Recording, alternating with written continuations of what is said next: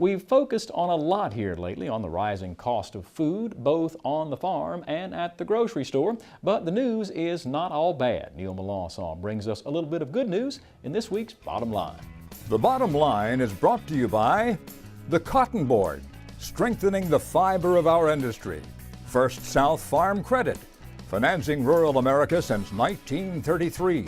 And by Progressive Tractor and Implement, your Case IH and Kubota dealer.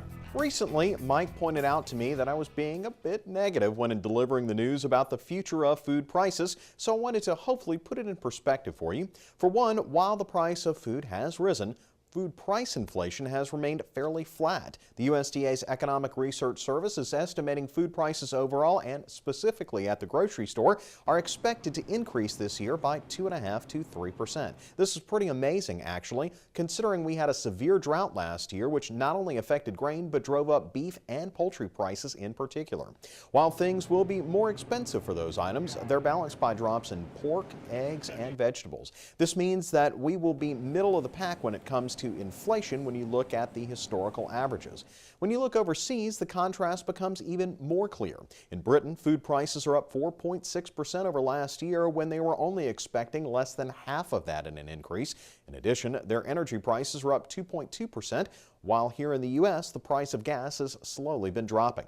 By comparison, you can see that the year-to-year rate from April of last year to now is higher overall for almost every country, and the U.S. by comparison is doing well. The bottom line here is prices are going to go up for a while, but we have some positives on the horizon. The price for soybeans is $2 lower for futures than it is for available beans now, and for corn it's $1 lower. The abundance of South America's crop, coupled with a hopefully large U.S. crop, will mean prices towards the end of the year will go down. In turn, Mike, this might signal the regrowth of our domestic livestock herd so we can get to work on those beef prices as well.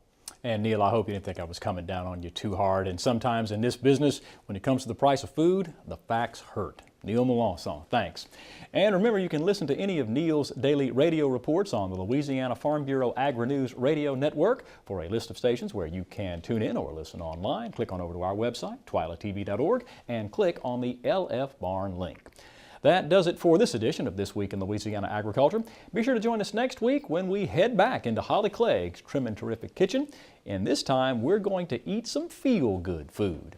Until then, you can watch any of our stories from past episodes or this week's show at our website, twilatv.org. For all of us here at This Week in Louisiana Agriculture, I'm Michael Dana.